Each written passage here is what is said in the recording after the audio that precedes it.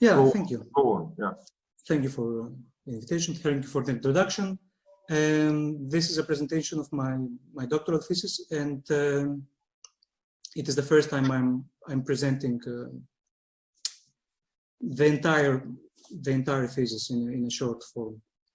My final seminar was presented last month.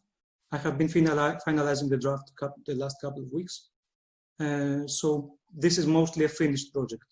But I'm very open to any kinds of questions. I'm really open, and I'm also happy to be able to present this work in full in the first time in a Russian expert audience. As said before, yeah, I have this diverse background. At the moment, I'm based at Södertörn University. The project has been funded by the Baltic Sea Foundation, and part of it has been funded by a joint European Union-Russian Erasmus research grant in 2015. So the title of my doctoral thesis is Urban Policies for Globalizing Periphery, with the case studies from Eastern Russia.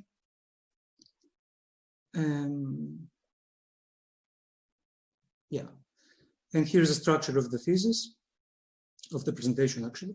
I will give a short introduction about the research problem, my aims, the research questions and methods, and I will proceed with the main elements of the background that defined my study, and meaning some historical information, some theoretical starting points, and so on.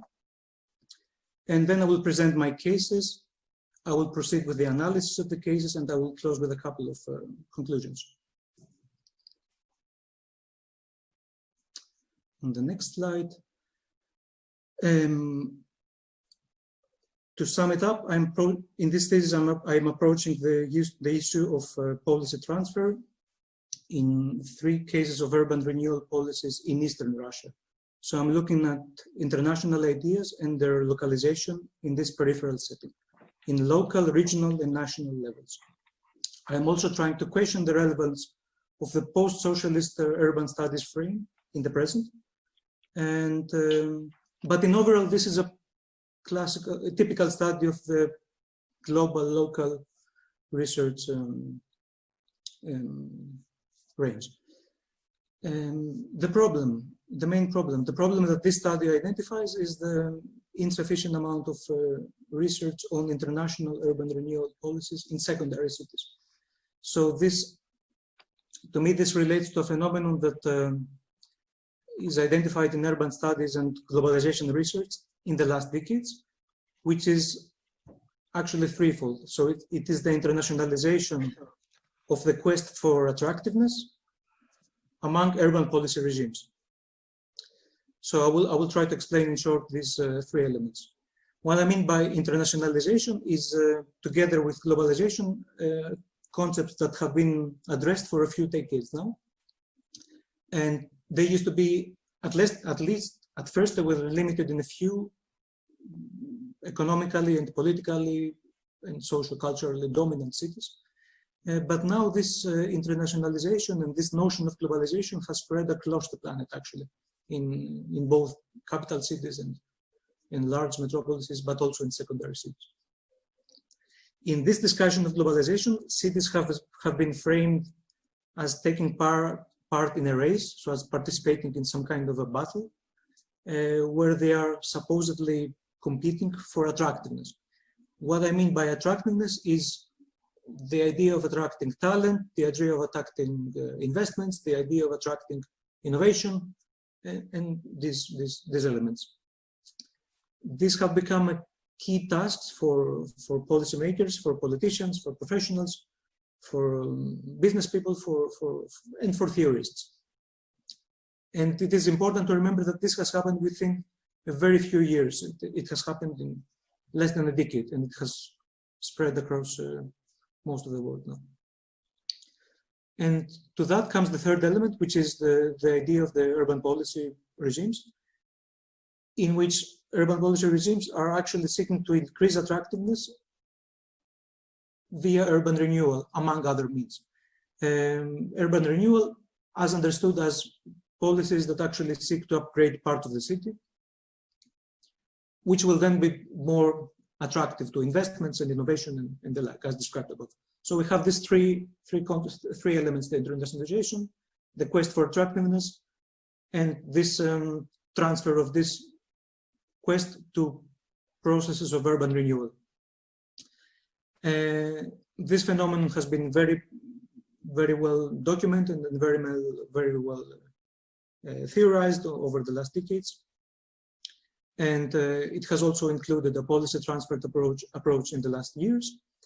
I am also addressing the issue of transfer of policies, but in this thesis, I'm moving to a specific group of cities that have not attracted so much attention.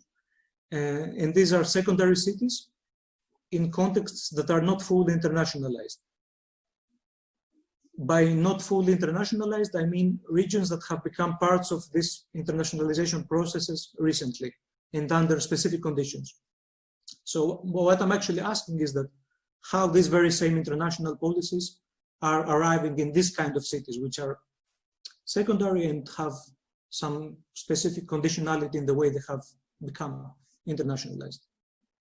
So the question is this: how the policies arrive and how they're translated, how they are implemented, how they are materialized, and how they are perhaps instrumentalized. And this also comes from another observation I had a couple of years ago, that this kind of cities are actually the majority of cities in the world now, although it might seem the opposite.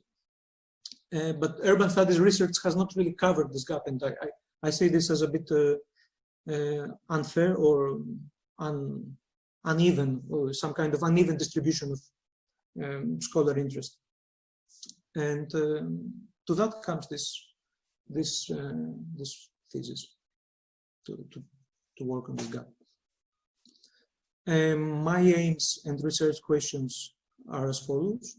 I'm actually demonstrating how ideas are conditioned in the processes, and with the main aim being to make sense of how this process manifests itself in space.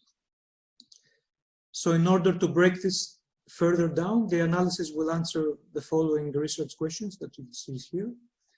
They are applied in each of my three cases. And these are A, the moments of normative change; B, the landscape of actors involved; 3, the multi-level state and private resources that have been invested in these processes; and D is the physical output of this double process of localizing and globalizing, as I will explain later. Then comes my method page, which is a very short description. It's been a largely empirical work. It's been based on extensive ethnographic work in Siberia and in the Far East. Mainly took place in 2015 during my research at the Siberian Federal University in Krasnoyarsk, but there were some follow-ups in 2017, 2018. I concluded with some fieldworks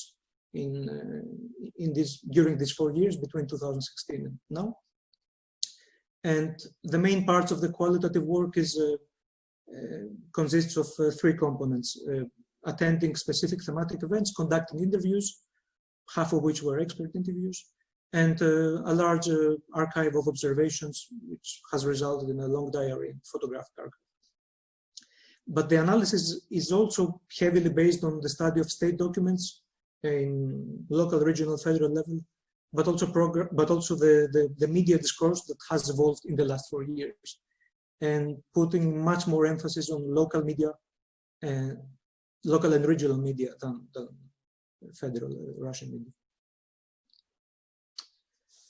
So before going into the theoretical part of the study, I just want to give a brief introduction of the historical background of the urban development in Russia that I had to do in order to understand better the context of the phenomenon I'm studying.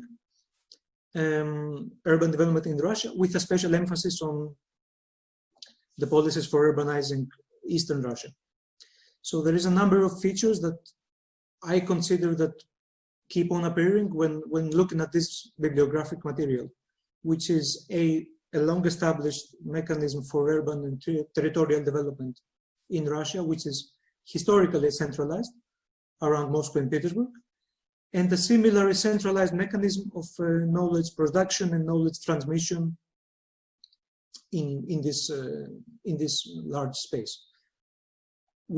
Specifically with regards to Siberia and the Russian Far East, I identify an element which is well rooted across history, across all reports about Siberia, and it seems that there is a rooted perception of Siberia both by outsiders but also by local people, or as of something that somebody could call a Janus Phase entity. So borrowing from the Roman or earlier, I think, Persian mythology, Janus is an element that is possible. It has two faces in this, and in the case of Siberia, I use this concept to describe this historic tradition of Siberia being capable of, or being envisioned about being capable of becoming the best, but also producing the worst. So being potentially a very rich region, but actually remaining not that rich, having the capacity for unlimited development, but remaining very sparsely inhabited, having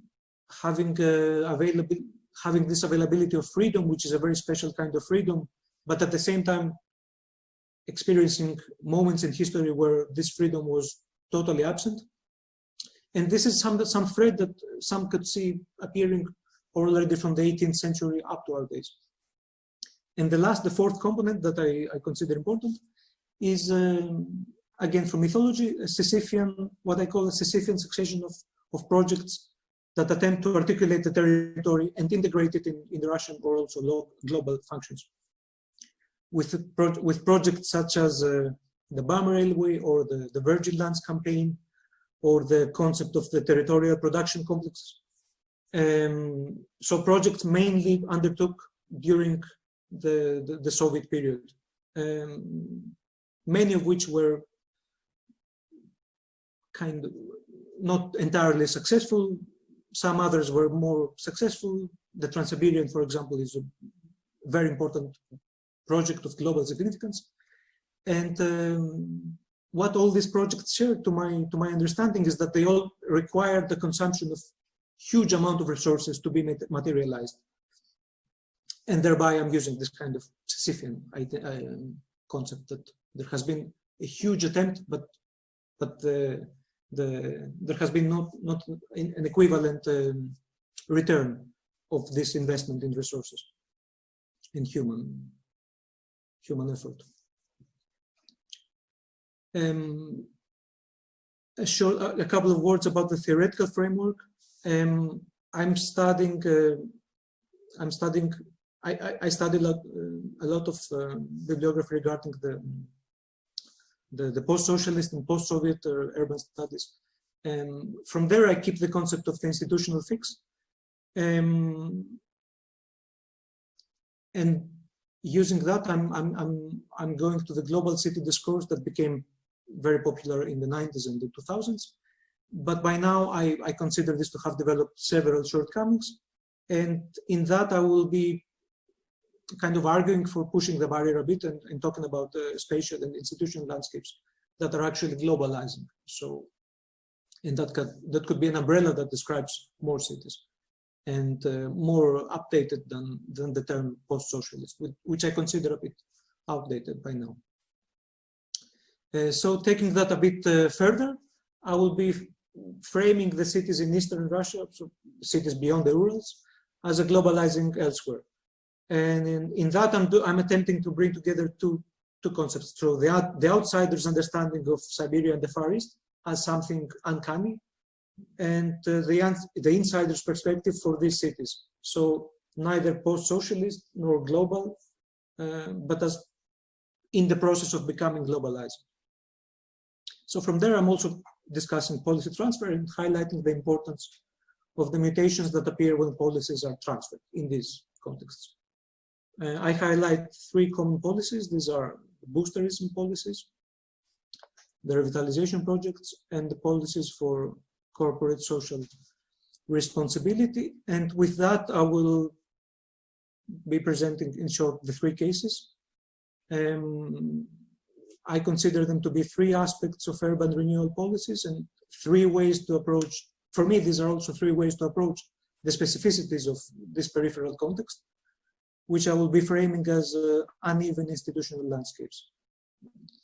And coming from that to the specific cases, as you can see, these are three cases associated with three specific projects, which actually are quite different. They look different and they are different, and they fundamentally represent different processes.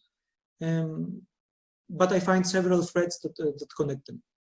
So I will not be attempting to compare. I will be attempting to discover a common thread towards the end of the presentation.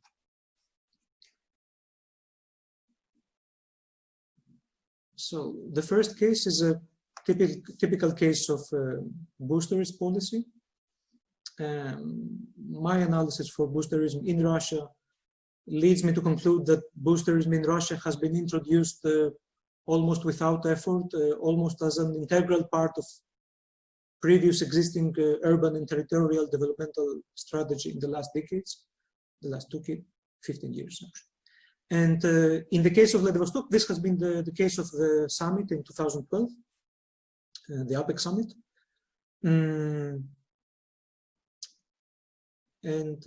Here I will be arguing that boosting the development of this city for improvement and increasing the attractiveness of Vladivostok, the international attractiveness of Vladivostok, has not been confined in this single mega event, in this single moment, as some other mega event study would perhaps assume. But I would argue that this has been established as a default condition since then. So it has been done for actually a decade already. And I know that this is not very visible, but this is a rough analysis of a rough chronology of main changes in the landscape of actors, in the landscape of legal and normative frame, and in the materialized results in this city. But also very important in the size of resources that have been invested in this process. So my findings from this kind of analysis indicate that this normative change that has been underpinning the physical change took place before, during, and after the 2012 summit. And it was long, it was gradual, and it involved the participation of various research institutes, both local but also institutes based in Moscow and Petersburg. Contrary to this normative change, the resources in the case of Vladivostok have been quick to arrive. They arrived very quick in preparation of the summit, and they were massive in scale for the size of the city. And very interestingly enough, they continue to appear in both the city and the region of memory. And in that case, and this is also evident in the attention that has been paid in Vladivostok also in the previous year with the removal of capital functions from Khabarovsk to Vladivostok, and the pronouncement of this process as a national project for Russia itself. So the growth and internationalization and the increase of power, regional power of Vladivostok has been assigned a national aim, national significance for the whole federation. So in that process, the influx of resources has resulted in significant material change. This has been more expressed in spectacular projects, infrastructure projects such as the new bridges or the extension, the improvement of the airport or the new highways or the huge new infrastructure for the Federal University and its campus on Ruski Island. But these massive and spectacular projects have been actually a bit outnumbered projects for the improvement of public spaces. So the planning for the summit created a frame where the city was mainly treated as a hub for logistics and events, and less than a city by itself, for itself, and in itself, with its existing problems, which are many. So in that process, the layer of actors was rather thin, and remained so even after following the summit. So even after following the summit, the share of people who were active in the creative industries and knowledge-based economy was very marginal, very small in the city. And this has slightly changed in the last few years, also as a result of the federal program for the comfortable urban environment.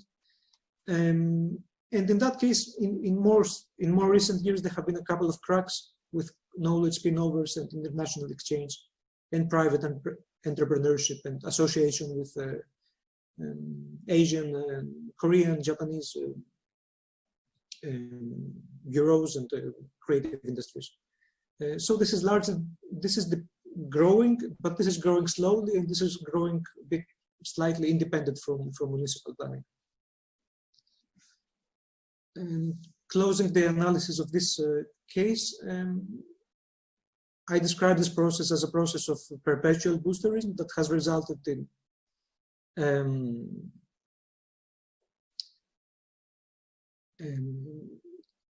a normative change which has been long and gradual, preceding the summit, but also following the summit.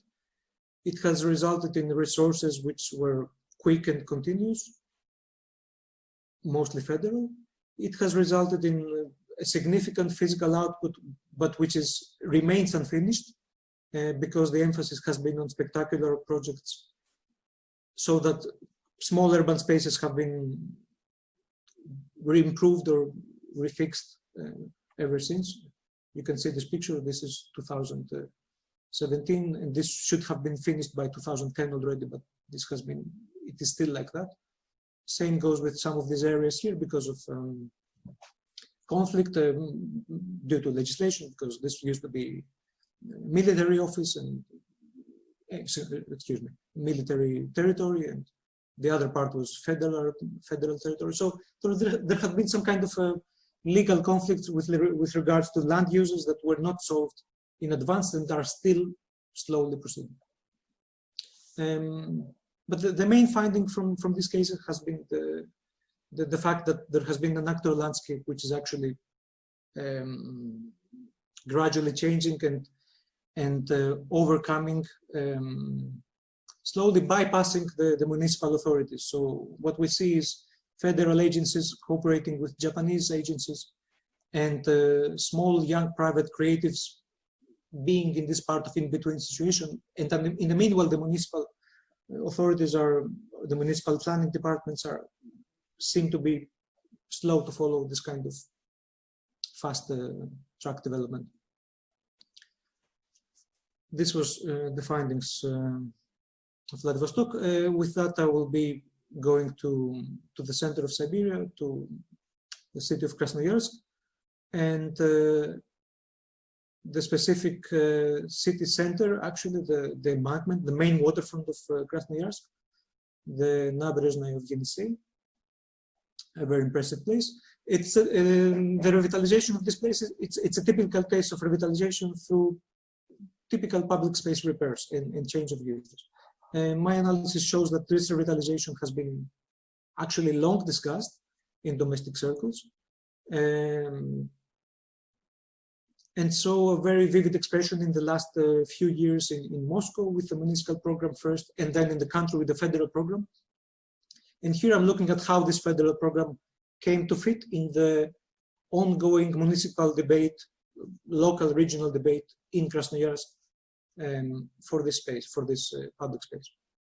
And I will be arguing that here revitalization has been of a specific local variant. It has a specific local twist. What have been my findings here? My findings have been that when one initially, when one starts looking at the material produced by Strelka about this federal program in the last years, the first impression is that this has been happening now for Strelka by Strelka in this program. But in reality,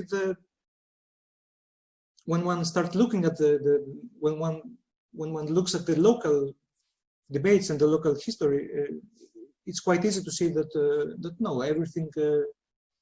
Both actors were there before the program, and projects, municipal projects were there before the program, and so this federal program was only a small fragment in a long chain of existing attempts to revitalize this area.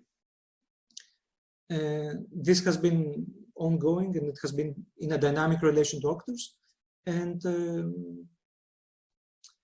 the main difference with Vladivostok has been that the resources dedicated to this process, to this long process, have been much less. Of course, because we're talking about a specific land area, so there's no comparison.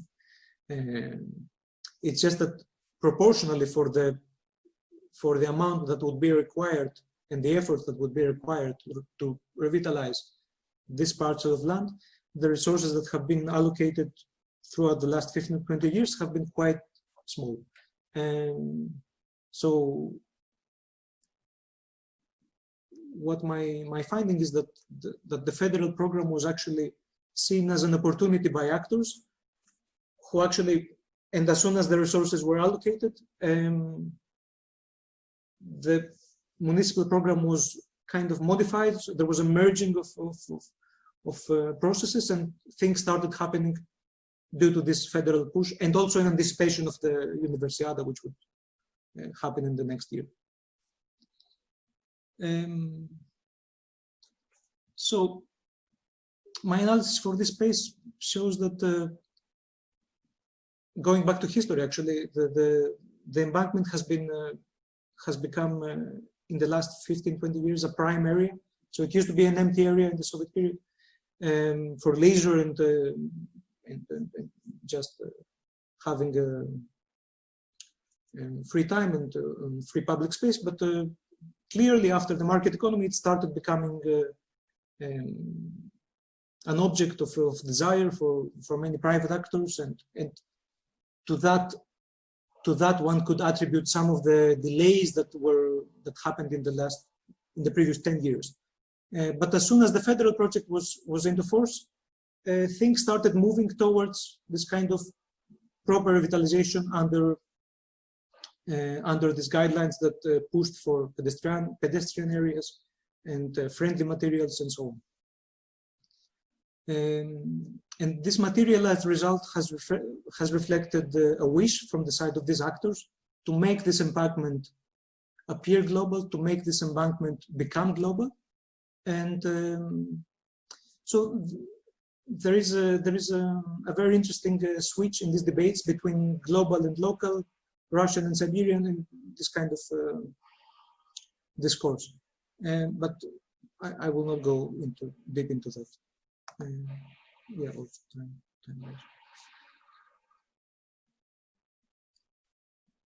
So yeah, the physical change has been small, but has been promising. There have been many stakes involved in this process, also due to the Universiada and the important regional actors that invested through private partnerships in the entire length of the waterfront that actually became was repaired in the course of 2018-19. And in that case of Krasnoyarsk, what we have is an actor landscape which has been very dense and very dynamic, often conflicting and often unclear about intentions and outcomes and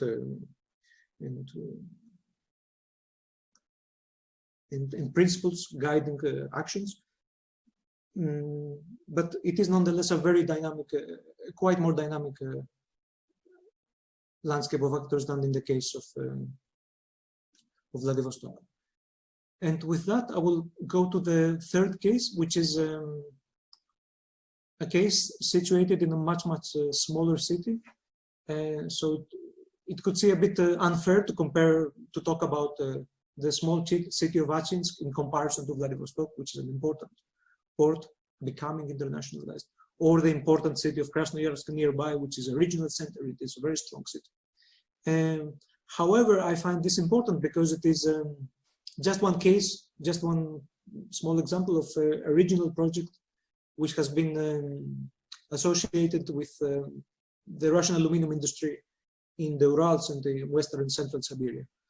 And it is also associated with the social responsibility program, which emerged due to a clear internationalization of Russian aluminum industry in the mid-late 2000s. So in that case, we have Rusal, which is a regional company, and it has it had to comply at some moment in the 2000s. It had to comply with international standards and adopted corporate social responsibility programs, which were then applied regionally in several cities in the Urals and Siberia. And so I'm using these examples from Achinsk, but these are findings that I assume could be replicated or could be found in many other of these cities in the vicinity of or the entire region between the Urals and Eastern Siberia. And in that case, what we have is a specific regional variant of participatory urbanism in the last 6-7 years. So this corporate social responsibility program explicitly sought to deploy participatory urbanism and promote civic engagement in these areas. But what my findings show is that what has happened in the normative level was first an external pressure from outside, so from international environment, which led to the creation of an organization structure that aimed towards an entrepreneurial community of actors in these small towns. And to them, they added an urbanistic component in this program, with Rusal allocating increasing funds for capacity building by inviting experts, by doing workshops, with actors from Moscow or Petersburg.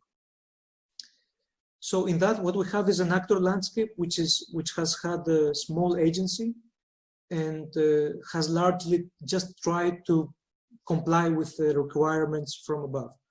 The city, the municipality, for example, can be seen adopting a managerial approach. The mayor can be seen looking to create public-private partnerships. But this is also all happening in the context of resource scarcity.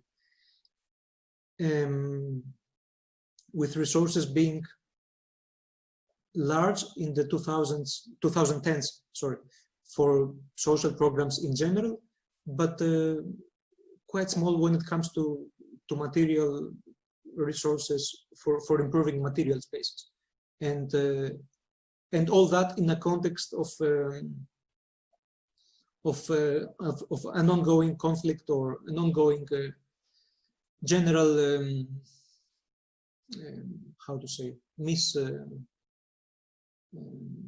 not unhappiness, but an unequal relationship between the figures in authority in Rusal, in the managing boards, and the population in these small cities.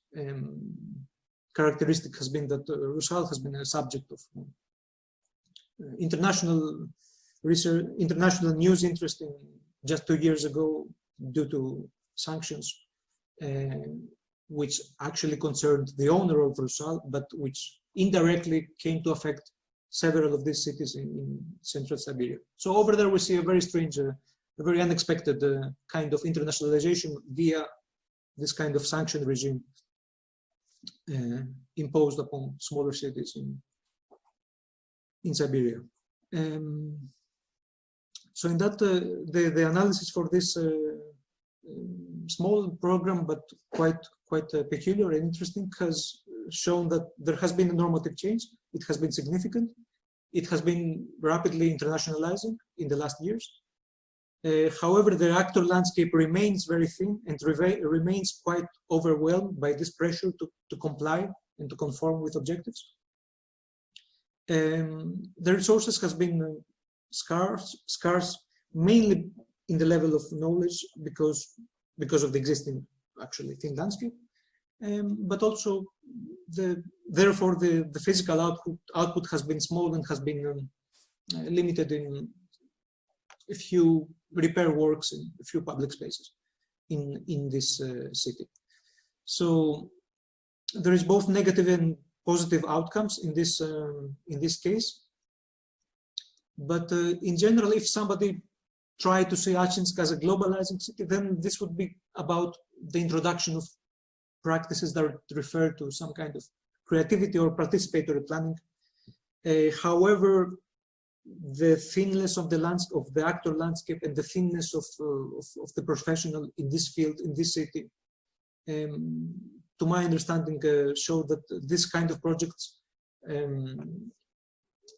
to a large extent, they just reproduce themselves and do not bring significant change other than instituting small bureaucracies that actually perpetuate these programs.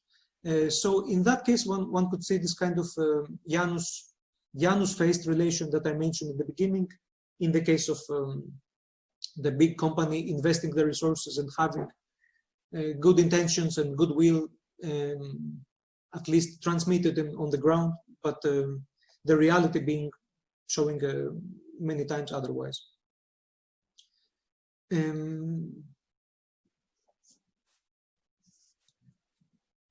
Nonetheless, I don't really want to close with some negative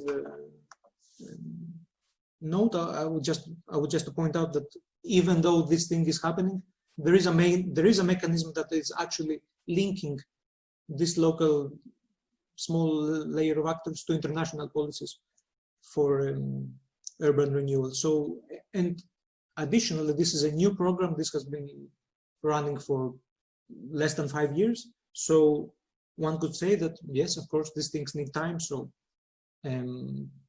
proper coordination in regional level with assistance of Krasnoyarsk actors, things like that. So some could say that, yeah, these things could happen. And yeah, to close, I will try to wrap up all three cases now fast, saying that again, I have not been really interested in analyzing the similarities and the differences of these three cases, because these are three different cases and they have been implemented in entirely different cities in different parts of Russia. And but my interest lies in seeing these three cases as part of a broader process. The broader process is telling about the current discourse of urbanism in Russia, so the domestic discourse on urbanism, which is actually, again, new and young and developing. And here we have the idea of urban attractiveness, which is, it is not expressed all the time, but it is evident in all these efforts for various reasons, either as a part of a federal vision, as in the case of the APEC summit in case 1 in Vladivostok, or as part of a regional and local effort to finally achieve a well-designed central public space for which everybody could be proud in Krasnoyarsk after all these years of indecisiveness. And or the highly localized but very internationalized case of attempts that try to introduce participatory thinking in planning in small localities such as Achinsk. So the weak points of these cases, such as the thin layer of actors or the few resources in the one case or the too many resources in the other case, they can easily be demonstrated in the failures of the outcomes, such as, for example, the small size of the repairs that were done in Krasnoyarsk, or the many cases of fraud and criminal activities in Vladivostok. But the strong points, the positive points of these cases I find them more interesting because they are actually manifesting some kind of conditional adaptation of policies that actually can provide some kind of insight in international level, and not just in Russia. And with that, I will be closing, adding that what we have in Eastern Russia is some kind of international or global ideas to transmitted in a place which is uncanny. It's not really accessible to many people, even within Russia. It does not draw attention to many people, even within Russia. But these are international policies that are actually, they are real, and they have produced real outcomes in real places. What I have been trying to understand is how these policies are actually localizing, and to what extent these localities are becoming globalizing. So there is a duality of localization of the global and globalization of the local, through the transplantation of ideas via actors and norms and resources and so on. I have been trying to show that there is this kind of conditionality that has been constantly running across the cases.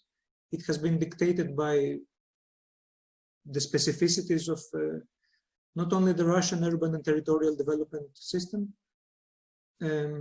or by the theoretical principles of beyond the post-socialist urban studies discourse, but by the specificity of this region. So this kind of longue durée of Siberia and the Far East, and this specificity of these cities that are, I would argue that they are in some kind of process of globalizing. And with that, I will close and thank you for your attention in this cloudy evening. And I'm looking forward for discussion. Okay, thank you. Questions? I don't see questions in chat, so maybe I will start with some questions, and people formulate their questions as well. Леонид, Да. я потом смогу дать некий комментарий, если ты как ты предоставишь время. Questions first and then discussion. Yeah. Потому что я два слова прокомментирую, потому что... Но ты уже комментируешь. Сначала вопросы, потом... Два слова, чтобы ты понял, какие аспекты.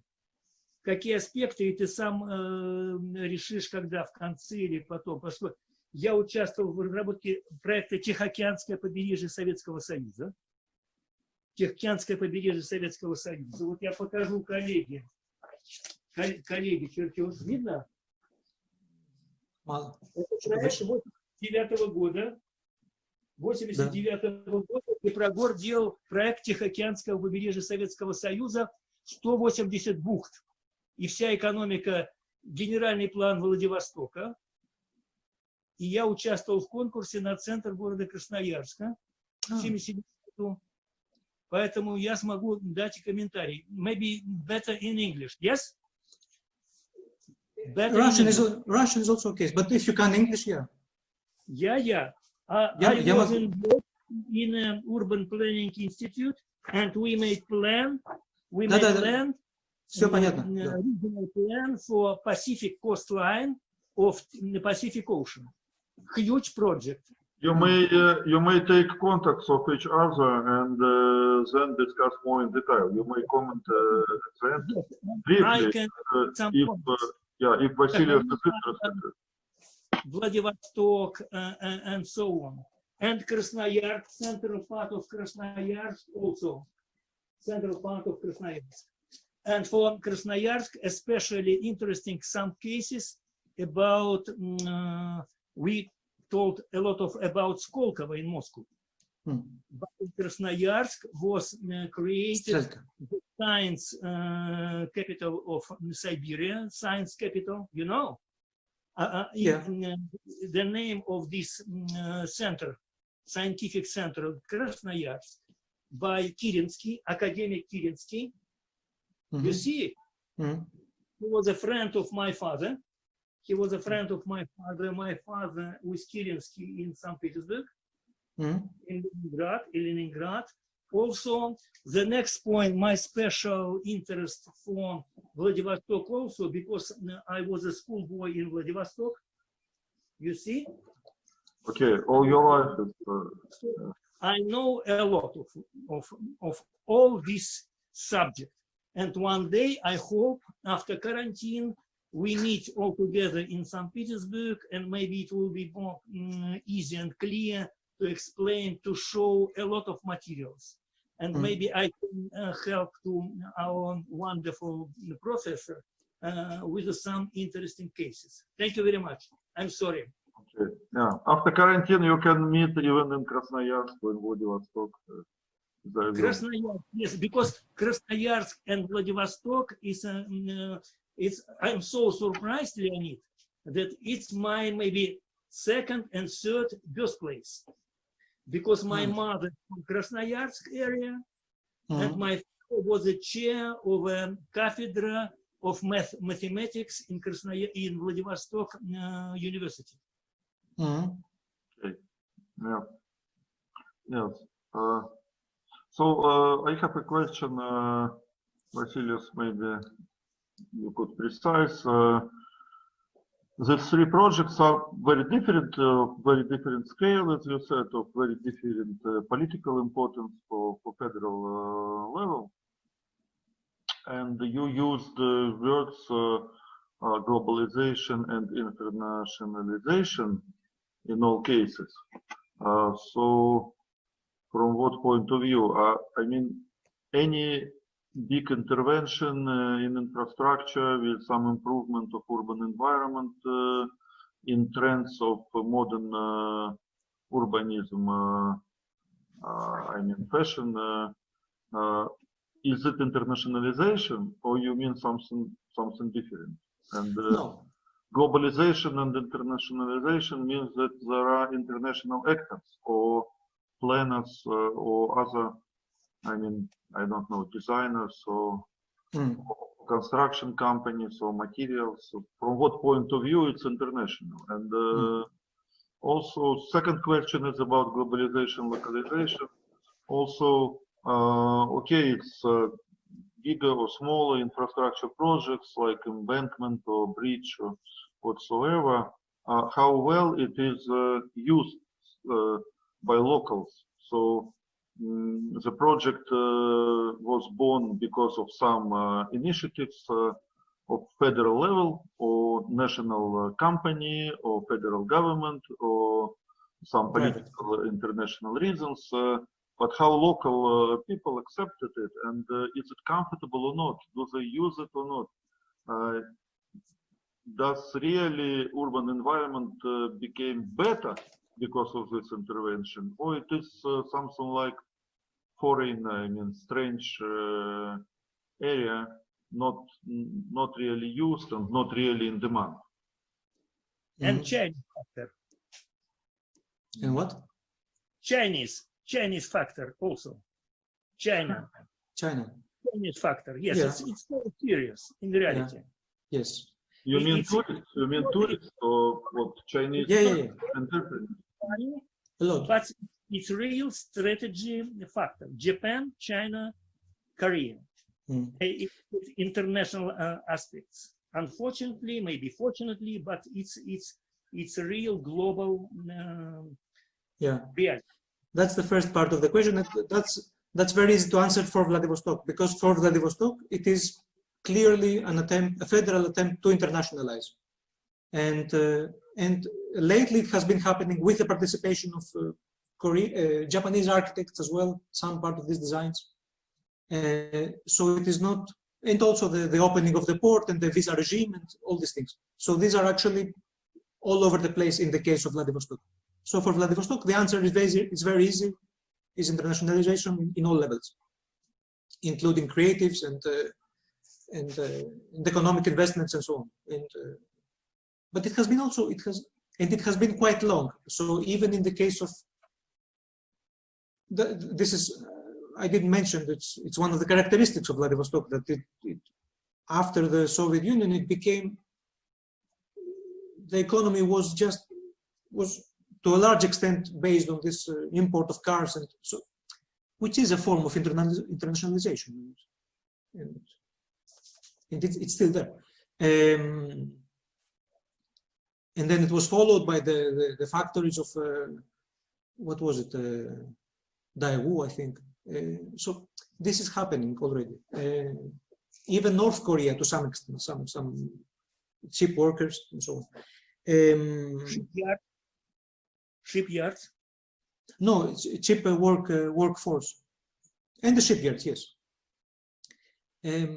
But in the case of Krasnoyarsk, it's a very indirect thing because it's not international, but it is the designs that have been produced through this within this federal program in the last 3-4 years have been in coordination with Strelka, with Moscow's Strelka and so on, which is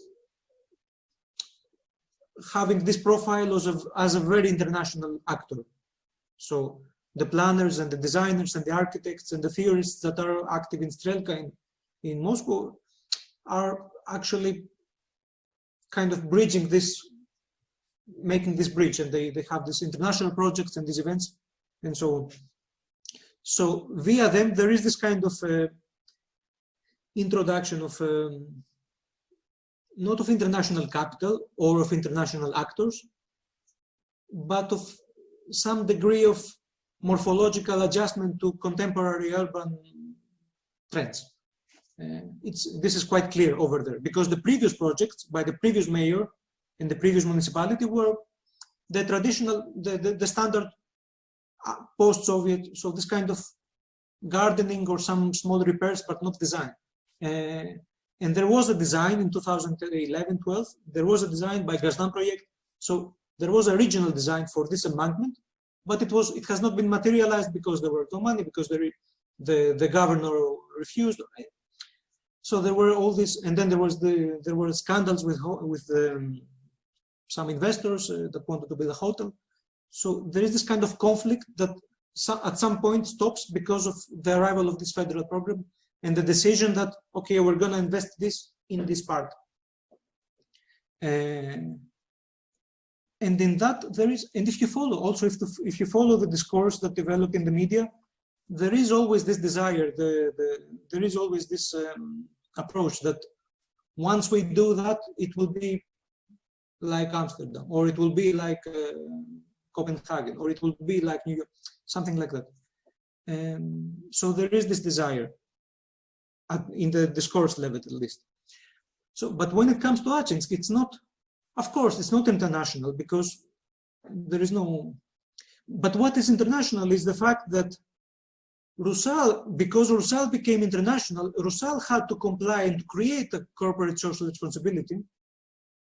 And in that, they came up with this special program that actually brings, invites Urbanica from Petersburg or invites other people and to do a workshop and to give some ideas about participatory design, which is a contemporary international trend. So, yeah, in that level, again, it's a very indirect thing. But in the case of Vladivostok, it's very direct in all levels.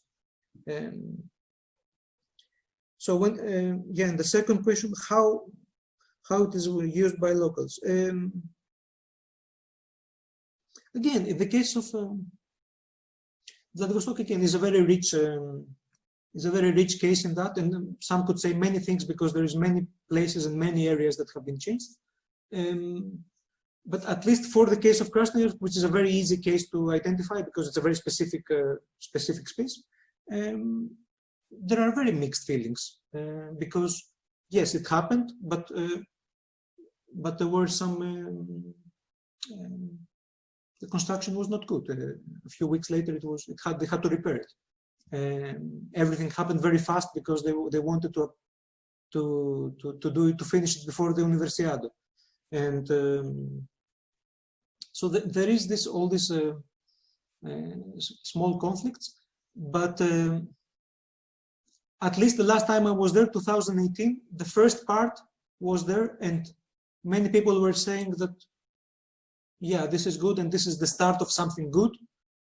And some other people were saying that they're wasting their money, they bring this money from Moscow, and that should be our money, and so on. But of course, I know that the debate has changed because of the Universiade is finished, because now last year they had a big problem with the smoke, the scandal with the air quality. So I know that it has been changing, but I have not followed this event. It's impossible to. It was hard. Okay, yeah, Vasileios, we have questions. So two people, Elena Sirova in written form, in chat, you may read, and Alexandra Nenko will ask her questions maybe afterward. So in chat. It's about your interviews. How many? Yeah, I had. Yeah, I can read. I have 33 interviews. Half of them were, not half, around 20 something of them were expert interviews, and the rest were interviews with, well, the general public, but not the general public exactly. There is always some association. So maybe there is some aspirant at the university, maybe there is some, you know, so these people are not experts, but they are somehow associated. And then there was another maybe 15, 20 interviews with general public. So people I knew and some other foreigners or so. But the official, yeah, the official interviews are 33, 34. Second question. CSR in other Russian regions. I don't know. I know about, I only looked at that CSR by Rusal. I know that there are other programs. There are many other programs, CSR programs in Russia. I know about Severstal, for example, they had some similar program. In Krasnoyarsk, there is Rusal was also active in Krasnoyarsk city itself. And then there is Prokhorov, there is Nornickel, they are all active. But I have not followed CSR in Far East. I don't know that. COVID, internalization, globalization. Yes, that's the virus. It's very important, and but the interesting thing is that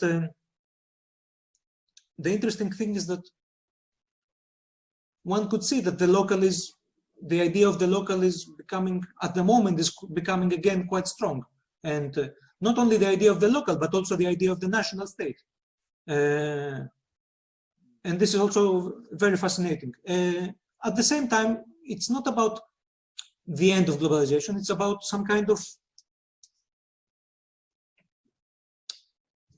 I don't know how to define it yet, but I think I could see it happening that, yeah, we still have this kind of connection, and especially in the smaller Russian regions, there is this interconnection of experts and that try to support each other and try to build this kind of knowledge networks.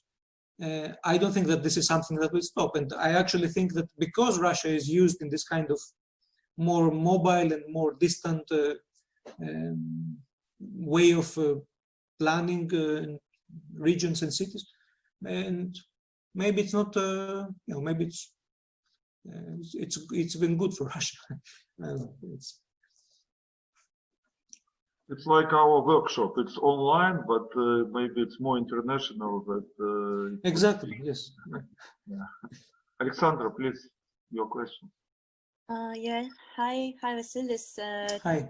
Nice to hear you. It's really interesting, the topic you're talking on, and my colleague and me, we were following. Unfortunately, my colleague Maria now had to leave, but I have her question for you, and I also have some questions of mine. Well, I will ask you two of them just to shorten, and then I will ask the third one from Maria.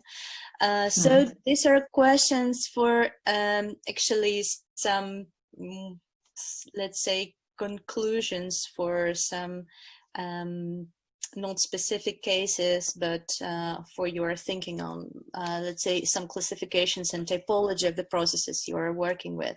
So one question is about, do you actually define for yourself any indicators of globalization in terms of urban globalization of urban policies? So you have been talking and mentioning, for example, creative city and creatives included into the public participation process. You have been mentioning participatory design and participatory planning. You have been also mentioning some system design, not like local refurbishments, but some system design for the public space. Maybe there are some more, and I think that maybe you have already summed up some indicators for which you go on and say that this project is already a globalized one, yeah, because it shows this, this, and this. If do you get my question? Am I clear?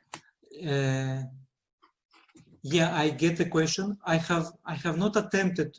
I have been thinking about something like that, but I have not attempted to do that yet. But now, because it's only in the last months that it became a complete thing. But it was not. It was definitely not my driving force in the beginning. I actually wanted to avoid this as a starting point. But in late weeks, I have started seeing the possibility of making something like that, some kind of sketch of something like that. Yeah. Okay, so, well, I think it could be a good summing up because when you go through comparative analysis of cases and when you speak about, let's say, different contextualization of the process of globalization, there might be some indicators which could, like, you know, you are going through and you could get like sort of a tick. Well, another question is also actually about classification, so I'm sorry for that, but maybe you don't have an answer for that one as well, but it could be like a question for the thinking, and it's about have you classified possible physical outputs which could tell us that this is a product of globalized urban policies. So you've mentioned this beautiful embankment in Krasnoyarsk, and you've mentioned some other public spaces in Achinsk. So what kind of these spaces should that be? And you actually mentioned mostly public spaces like recreation spaces where people can go out and the diverse spaces, all of these kind of things. But what about, for example, transport system, like, you know, zero vision or things like cycling routes and cycling infrastructure. So this is also included into the agenda. So have you somehow typified all of these projects which you have seen so far in your cases? No, I have not.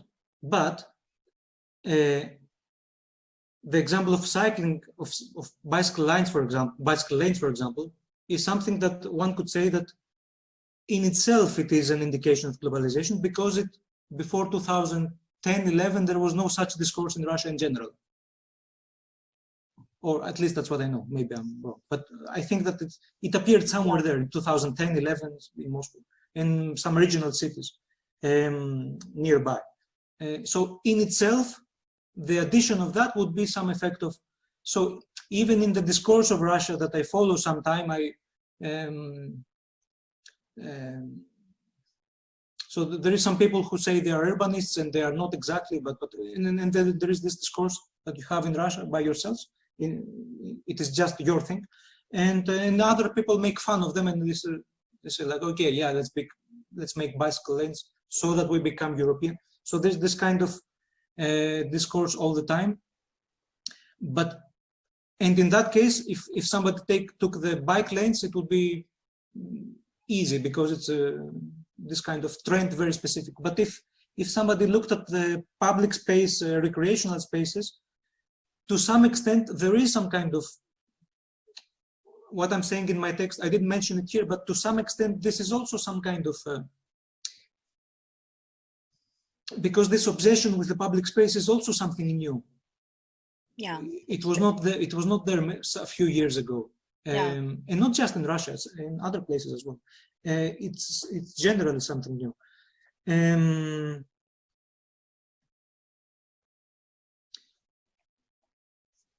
So yeah, to some extent, it could be something like the bike lanes, but to another extent, of course, there is a prehistory and so on. And if somebody wanted to go really deep, then I would have to be talking about architectural morphology and architecture theory of architecture, which is, that would be another discussion. It's possible, but that's another discussion. To some extent, I have followed that in the discourse. So the media discourse has actually developed to some extent along these lines. In the case of Krasnoyarsk, there was this debate about whether these things, they reflect the local tradition or they reflect the local craftsmanship, or what does it mean to be some simple creation, and what does it mean that we have Splitka, which looks like Moscow, and then it looks like Novosibirsk. But that's a very interesting discussion. But I try to stay a bit out because it has the danger of going away. Well, of course, you can stay focused on public spaces, and they're already quite a vast object for this discussion. Yeah, that's true. And I really confirm that the public spaces and the bicycle lines, lanes, they are just quite an old thing, like maybe 6 years or 7 years, which I witnessed myself. I'm from St. Petersburg, and I work as an urban researcher, so that we know. I haven't introduced myself, sorry. Good to know, yes. So I have another, also quite philosophical question from my colleague, Maria, and she's an economic geographer, and she's actually into studies of globalizing cities and networks of cities in our post-Soviet region. So she has listened to you, and it was really interesting for her. And what she's asking, I will just read it out. So, did you consider Siberia and Far East as a frontier? It might be a frontier in two ways: for Russia as a political entity, and from point of view of globalization. So, frontier meaning, as you know, in California it was a frontier once for US, and so meaning that it's might it be a laboratory for some novel things going on, or it's just like, you know, just going after some trends? Yeah. No, this discussion is long. I think that if my topic was limited in Vladivostok, I would definitely talk about that, because that's a very strong point with all the literature about Vladivostok, the frontier. Before the Soviet period, during the Soviet period, now it's quite strong, and there was this interesting observation I made. So 2018, there was the Vladivostok was named the capital of the Far East. So the capital was removed from Khabarovsk. So this was 2018. This is, and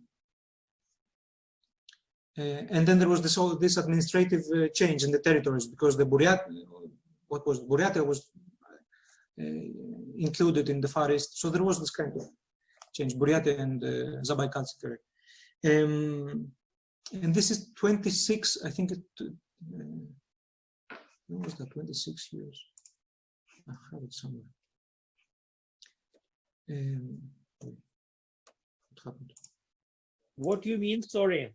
No, that there was this administrative change that happened 26 years after the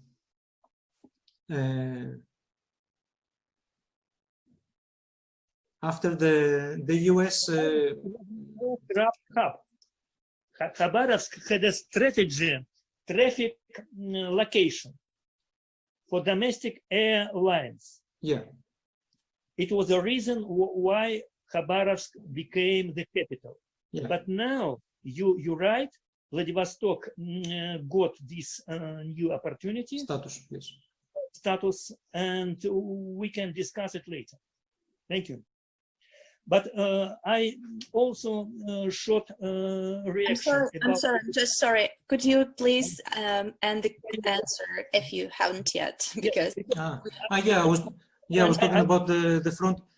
No, let's finish with Alexandra and then. Again, it's a deep. It's a deep discussion because it's not. Yes, there is this idea of the frontier in the Far East, but also if somebody goes deeper into Krasnoyarsk or into Altai or these areas, there are discussions. And I remember in Barnaul some discussions about these three national. In the end, like. waters? Yeah, there is this kind of specific. And there is some local discourse which is again talking about the idea of the frontier or the union of civilizations and so on. But regarding the urban, I wouldn't say frontier exactly, but no, but definitely no. There is definitely something going on. Yeah, if I have to use the word frontier, yeah, it's much more applicable to Vladivostok because it is happening now, and it is quite strong. Okay, thank you. Yeah. Thank you. Okay, we have one more question in chat. Leonid, one question about Krasnoyarsk. What about Tatashev Island? Tatashev Island, huge space in the middle of Krasnoyarsk, like Krestovsky Island in St. Petersburg, bigger. Why till now, no any infrastructure for relax, for going in for sport, for leisure time, no problems in design. We doesn't need any kind of Strelka companies from Moscow to suggest extra know-how. It's funny. In reality, they can break really these standards from Tverskaya Street to Krasnoyarsk to Vladivostok to something like that. Please give comments.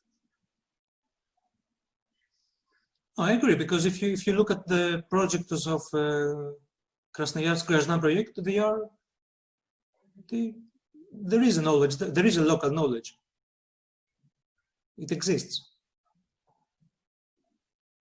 And I think that public spaces, it's very important issues, but it's not strategic issues.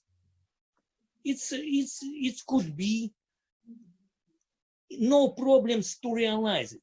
If it will be political will, enough money, you can ask who pay taxes in Krasnoyarsk region, in Krasnoyarsk directly, this company, Rusal and something like that. What quantity of taxes from Rusal just located in Krasnoyarsk? It could be used for these public spaces and so on. No, it's typically political issues. It's not problems with us as architects. You architect, me architects.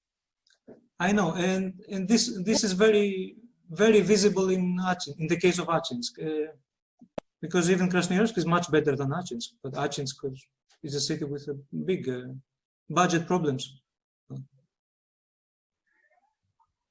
Of course, like 100 cities in this country.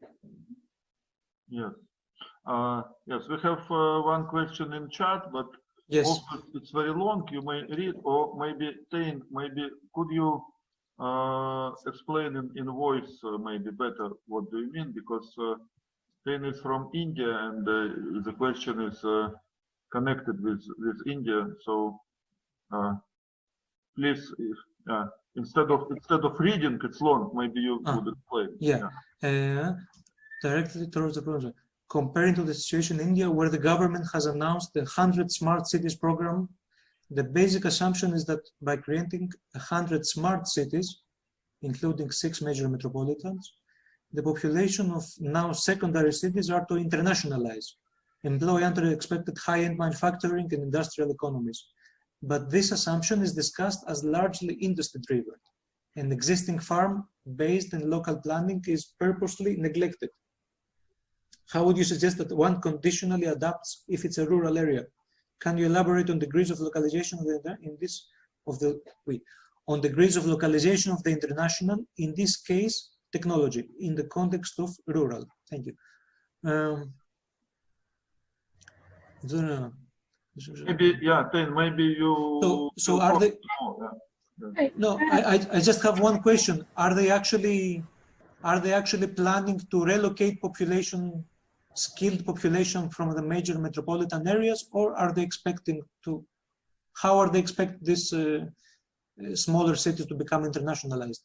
Because the process now is to turn all the cultivable land, agricultural lands, into plots for big commercial companies, and then use the farmers or people who have been not skilled, but kind of turn them into, legal workers or support workers in the companies, and have new people come to the villages from outside. From the cities. From the cities, yes. So this kind of situation is kind of happening, and there are a lot of protests about land grabbing and how secondary cities are now being international. So I think it was very interesting for me to see how not just secondary cities, but rural areas that are now being converted into secondary cities. No, I was not aware of this program at all. It sounds very big. But my first question would be, what is the time frame of this program? Because it sounds like a very strong social transformation and transformation of the nature of work. And if you don't have skilled people, it will take some time to take some time for them to become skilled. And also to take some time for infrastructure to be created in the secondary cities and so on. Yes, it's about 20 years, I think, from 2014 to 2034, 2040, I think. Okay. But there are now conversations about how we should study the strengths of the rural areas and not really expect global companies to come there, because all of Global South is competing for smart cities to be the next best smart city. So in that, this discourse, I have been following a little bit of this discourse. But in that case, are these cities expected to become fully smart in this sense of the word, that is actually including smart, everything smart, smart waste management, smart traffic, and so on, right? I guess. Yes, but that is the plan. But the reality of it is, it doesn't even have, some places do not even have the basic infrastructure like roads and public transport. So it needs to be more of a bottom-up situation, but many countries are assuming that the smart mobility systems, smart traffic management are required and being invested into. So there's like a big chaos. A lot of projects have been dropped. So if there's a way to, I particularly like the word conditionally adapt. So if there's a way to adapt rural areas, but still bring technology into their market, because even with COVID and everything, there are people who are attending classes, staying home in the rural areas because they have mobile phones. So that was my question. Excuse me.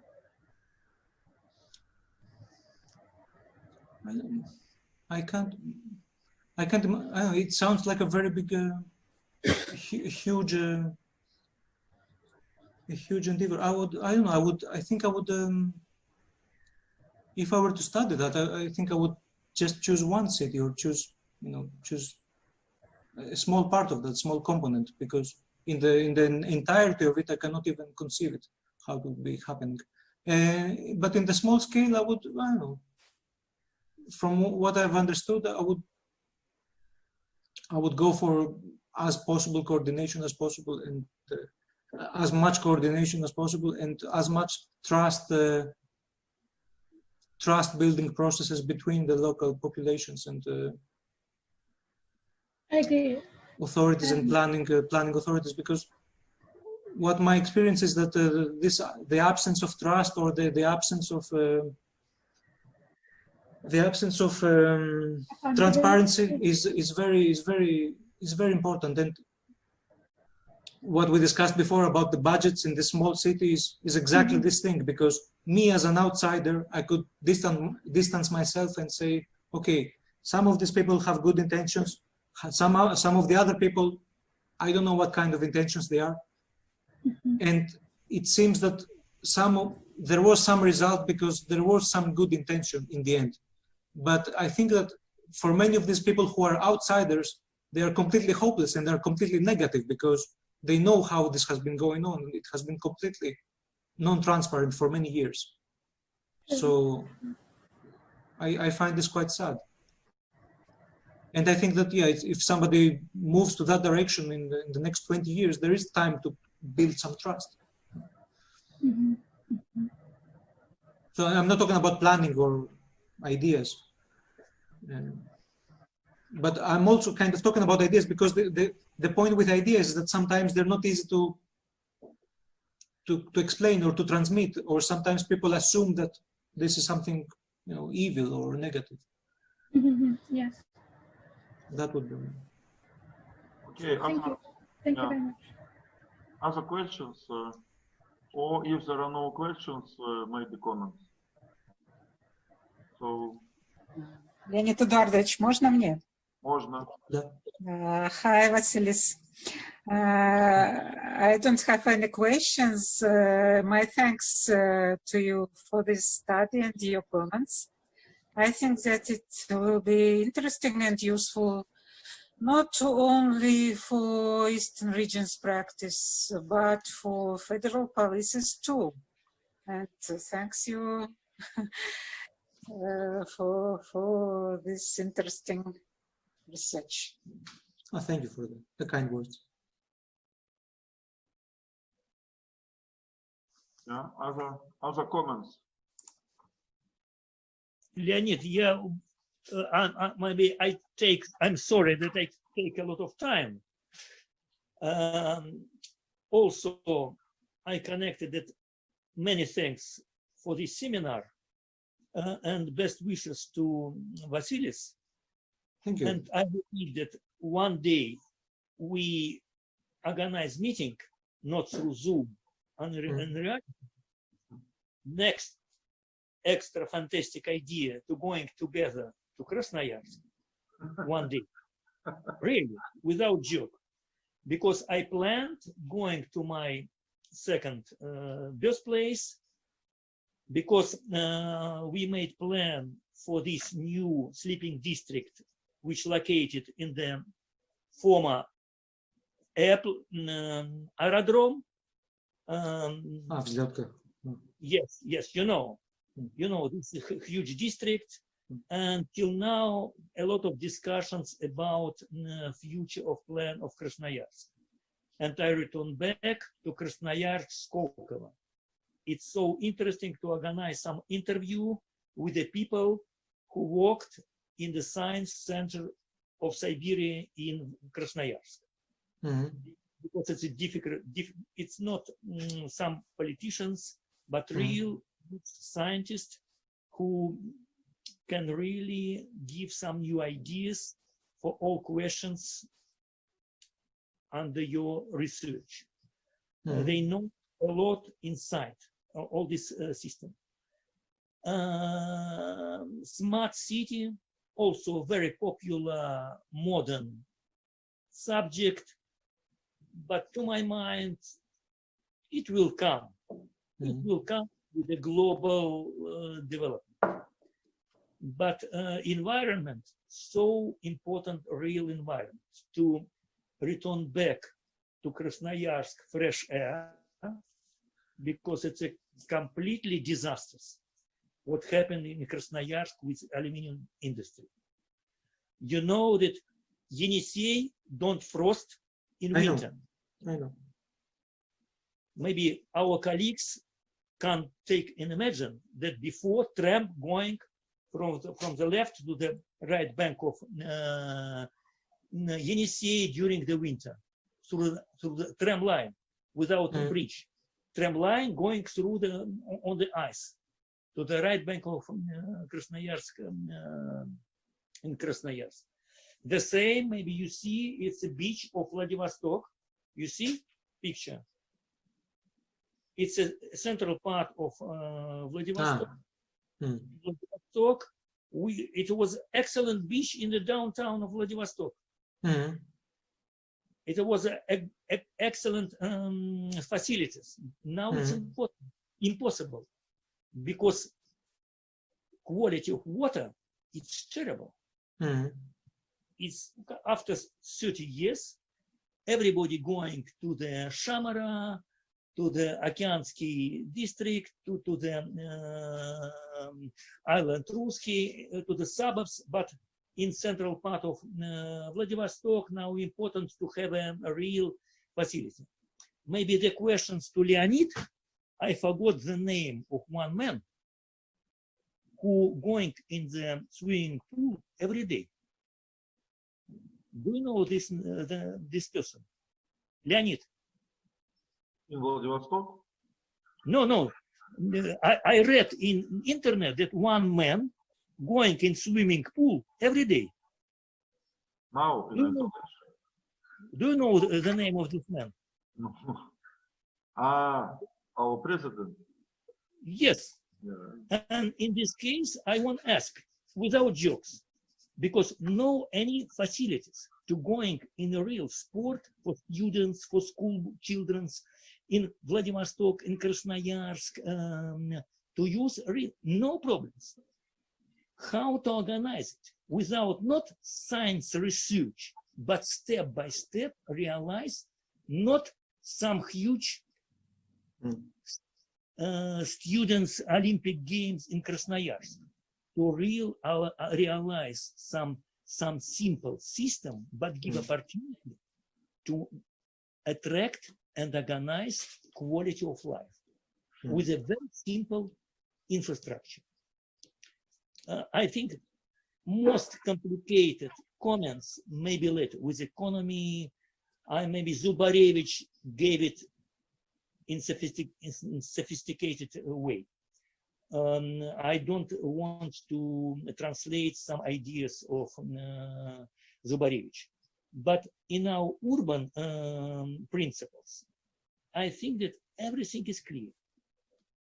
Everything is clear. How step by step to improve environment and maybe some social net to attract people, because the problems with the populations in Vladivostok and in all my school friends, a lot of school friends from Vladivostok also removed to Moscow. Far East, every year, empty and empty. No population. No population. It's a global issue. Thank you very much. Okay, maybe other comments from other participants. Yeah, if not, so yeah, it's time to finish.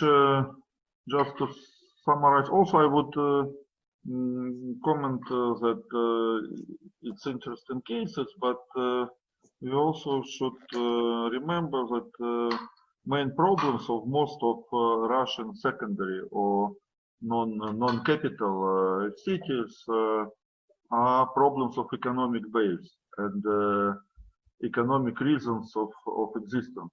So if we have some specific federal programs to improve environment, if we have big companies who are ready to invest in social program and so on, it's okay. It may improve a bit, some parts create some social spaces or improve urban environment in some places, but it will be only temporary improvements. After some period of time, again, they will have no money to maintain it, and general quality of life would not improve until these cities would obtain some resilience. I mean, some resilience to shocks. And they are, most of them, still in search of new functions and new meaning in contemporary world. And when we speak about globalization, okay, it's very clear in case of Moscow and other cases. Maybe some international projects in some places, but for this cities, some new functions in this global world is most important. And I mean, there are many let's say capitals of rayon, capital of municipal districts, which didn't change much from Soviet time. Only buildings were not and pavements were not renovated and abandoned and declined, and they still have same shops like in Soviet times with same design, and they have no real demand because people are poor. People who have money, only officials or people in state sector like hospital, clinic, school, kindergarten, and there are retired people and some people who are servicing these people who are not very rich. So it's impossible to have modern retailing chains will not come there because demand is not enough. Not many people, and people are poor. And other facilities, no restaurants or other infrastructure for tourists because too little tourists, and without infrastructure people will not come there to visit this place. And it's like I mean impasse, like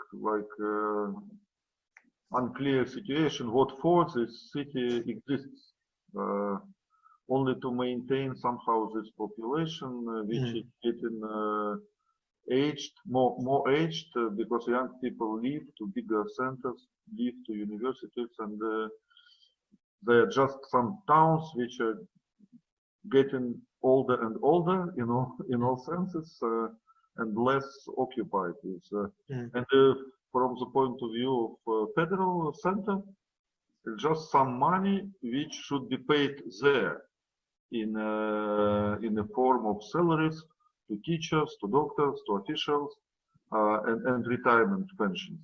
But no real income coming back from there, you see. Only some small taxes from small shops, which are almost bankrupt and which also don't pay taxes and avoid to pay them. So it's pure recipient of regional money from the point of region, and and federal center subsidize regions, partly to subsidize this type of municipalities, and it's a situation very common for great majority of smaller towns and cities. And until it will be somehow solved, we cannot expect big progress in urbanism and improvement of visibility of these cities, of their, I don't know, brand and environment.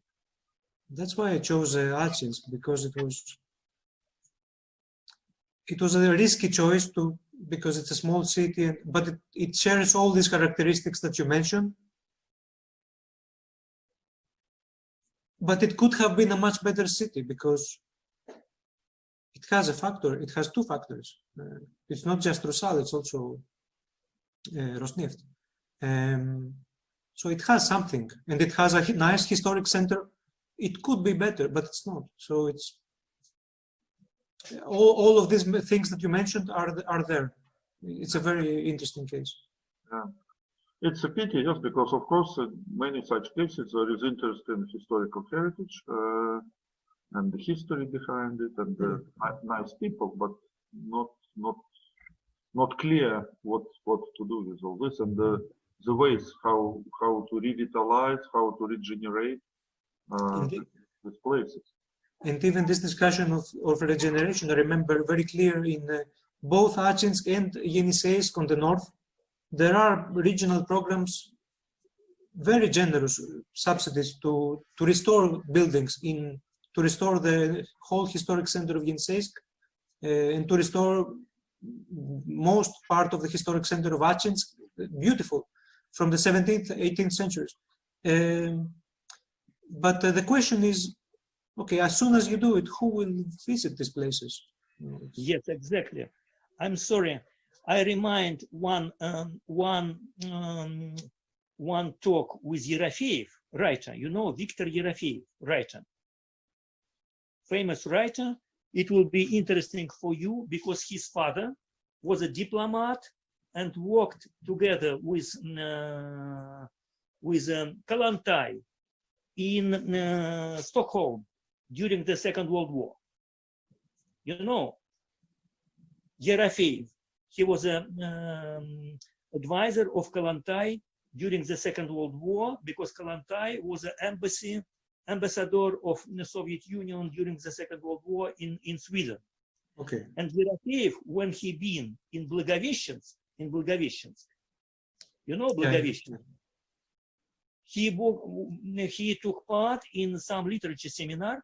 After that, domestic people show how they rebuilt historical part of Blagoveshchensk. Show some old buildings. But after that, Yerofeev took and compared this some heritage in nice way, few pieces, but at the same time, he looked in another bank of River Niva, of River Amur, and there, huge megapolis of 21st century. Yeah. And he discussed about, of course, it's very important to reduce some Chinese city, Chinese city, exactly. And it's so easy to compare some kind of maybe very important issues, but we look some neighbors, what happened? Just its reality. I don't comment later, but I one last my questions to Vasileios. Vasileios, what do you think? East or West? Stockholm is best? Is it true? East or West? Stockholm is best. Is it true? You don't mention anything about Stockholm. Maybe some principles, some know-how. Because when you mention about globalizing, you are not, as I understood, you just now in Stockholm, yes? Well, but now I'm in Petersburg, but no, in general, yes. Stockholm. St. Petersburg now. Yes. Because when I mentioned it's Stockholm, you know what is that? I don't see this. You see? Ah, yeah. You see? It is Swedish global product. It's Swedish key. It's used through the world in 20th century. I will use it next week to improve my water supply system. It means that some know-how. And do you know what is this product? It's Björn Borg tennis racket. Björn Borg tennis racket. And in this case, my last issue that one day I hope that anybody from Krasnoyarsk University and anybody from Vladivostok University one day will be Nobel Prize winner in any kind. Maybe it's strange to tell about it, but why not? Why not? Because I know some people who could do it, could realize it. And it will be a real global result. Thank you for attention. Yeah. Okay, Vasileios, yeah, it's not responsible for Sweden or for Nobel Prize. When we discuss some kind of your associations are very vast. Nobel Prize, Stockholm. we discussed about public spaces. I immediately want to return to you that when we talk about Krasnoyarsk, Rusal, it's so very maybe important. But Krasnoyarsk, Skolkovo may be rather more important. Yeah, if it happens, if it may succeed, if there may be real good schools there and attract people from other countries. I don't know. Okay, so it's time to finish. And Vasileios, thank you very much for this presentation, and thank you for coming. I hope you will find good flights to go back. But we'll keep in touch, and Yes, also we'll ask you, if you don't mind,